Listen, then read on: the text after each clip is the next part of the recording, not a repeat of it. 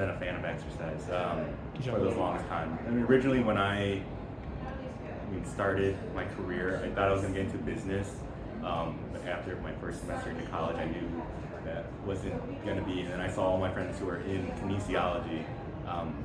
They told me all the stuff that they were doing, so I switched majors, and I just ended up falling in love with exercise science. Why I really decided to go to movement, when I initially interviewed here, I saw how creative and really individual all the exercises were with each client. And that's what I wanted to be a part of. I wanted to find ways to think outside the box to help specific clients. Each clients have different goals. Could be with step initiation, getting their feet up, or just fixing their posture. And I wanted to be a part of that movement to help kind of facilitate that and get them back to a better functioning quality life. I've worked with a woman who had a stroke a couple of years ago, and it really set her back because that was before COVID, and she had stopped exercising for a point in time when she had her stroke, and she used to be a security guard. She really wanted to get back to the workforce. So being a security guard, that requires a lot of stepping, running, chasing down hooligans, in my opinion. But really protecting the community, protecting wherever she is working at. And then she also really wanted to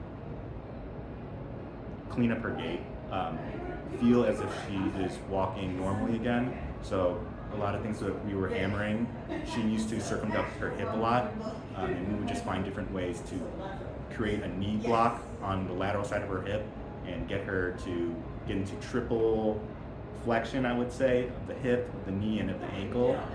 Different ways to pick up her feet, and then different walking patterns too. And now every time she walks and she really slows it down and is really mindful of everything, you really can't even notice that she's ever had a severe trauma like a stroke before. And she comes in every time. She says this all the time too. She says, "I do not want to miss a day of exercise. I am mad at anyone who pulls me away or tries to make me skip an exercise." And I love her energy, and I feed off of it. So I think that's probably my greatest success story. I just want to help people with that kind of fire, that passion.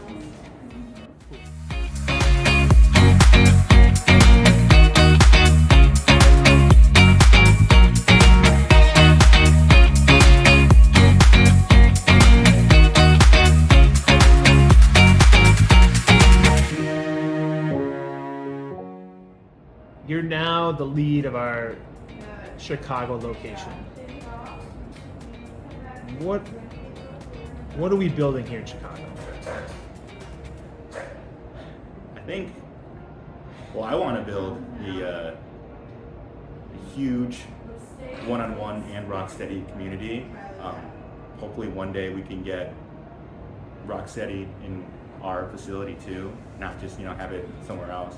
I want to build a solid team here where we can all understand, trust, have a good relationship in and outside of work. And I just want to build strong programming out here too. Programming is a huge part of what I do, what I love to do, and I want all of us to be extremely developed in that area. The advice I would give all the coaches is we have the ability to be as creative we want in our sessions. And it allows us to think outside the box. So be creative with our sessions and keep clients moving the whole time, right? Exercise is supposed to flow, so keep them moving and mold that in with our why, right? Keep the intensity up, keep them moving, keep it fun. Love it.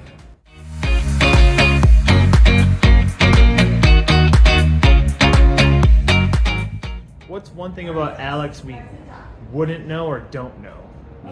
One thing about Alex, my goal for the past year has been to deadlift 500 pounds. And I injured myself a year ago, and I was like really close to that mark.